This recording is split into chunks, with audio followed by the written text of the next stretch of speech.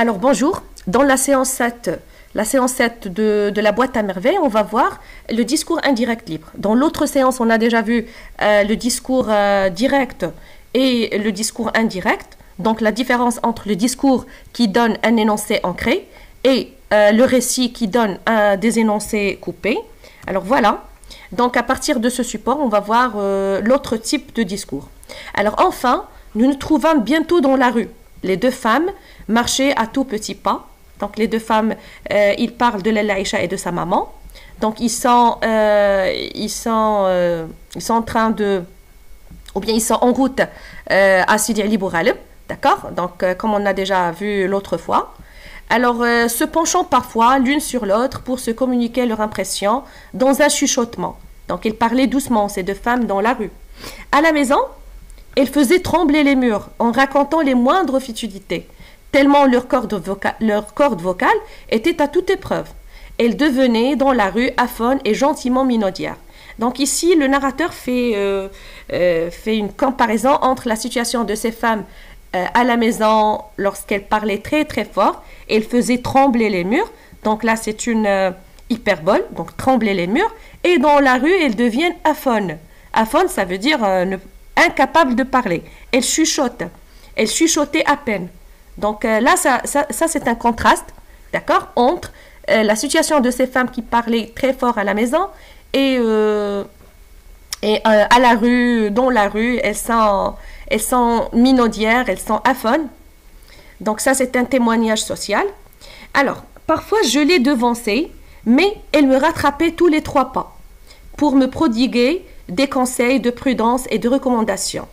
Je ne devais pas me frotter au mur. Les murs étaient si sales. Alors là, ce petit texte écrit en mauve, donc ici, ce sont les paroles des deux femmes.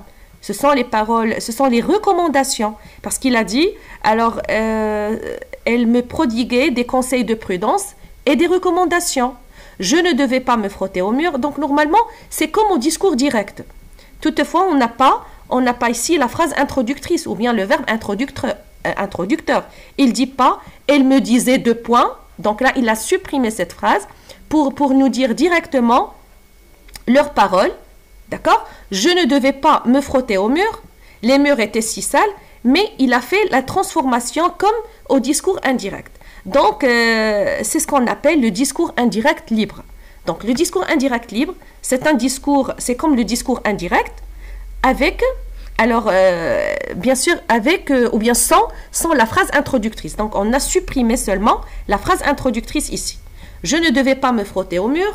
Donc, ce sont les paroles de Lalla Aïcha et de Lalla Zoubida. D'accord, à Sidi Mohamed, des recommandations de ces femmes à Sidi Mohamed. Les murs étaient si sales et j'avais ma superbe djellaba blanche. Je devais de même m'écarter des ânes. Donc ça se voit clairement que ce sont les paroles de ces femmes. Ne jamais être derrière eux, car ils pouvaient ruer, et jamais devant, car ils prenaient un malin plaisir à mordre les petits-enfants. Donc voilà, donc il revient au discours direct. Donne-moi la main, me disait ma mère. Donc regardez, me disait ma mère. Par exemple ça c'est un verbe introducteur. D'accord?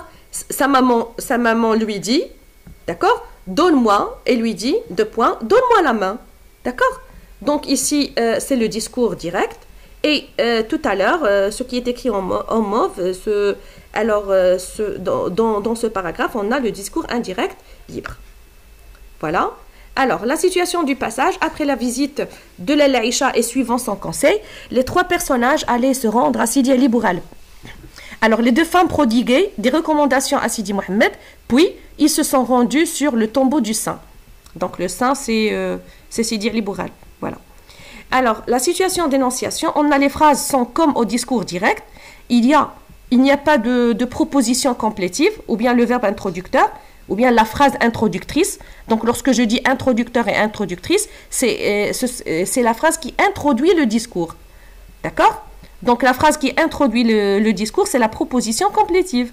Donc, il n'y a pas de proposition complétive, mais la transposition des temps et des personnages est celle du discours indirect. Il s'agit alors du discours indirect libre. Comme on a vu dans le texte, on a seulement la suppression et on a seulement supprimé le verbe introducteur ou bien la phrase introductrice. Donc, Alors, ce type de discours combine les avantages des deux autres types, ça veut dire le discours direct et le discours indirect.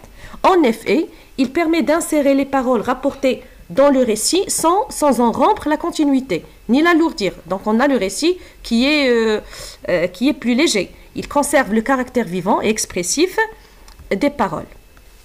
Alors, pour le champ lexical se rapportant aux voix des deux femmes, on a déjà vu dans la rue et dans la maison. Dans la rue, il y a le chuchotement, aphone, affecter une voix faible. Et dans la maison, trembler les murs, corde vocale à toute épreuve. Voilà. Alors, ce changement de comportement, ça veut dire pourquoi ça a été un comportement tout à fait différent. Ce changement de comportement s'imposait car la discrétion était nécessaire dans la rue, donc pour les femmes à cette époque. Les convenances sociales, ça veut dire les règles à l'usage à cette époque, exigeaient aux femmes de ne pas parler fort. Alors voilà pour cette séance.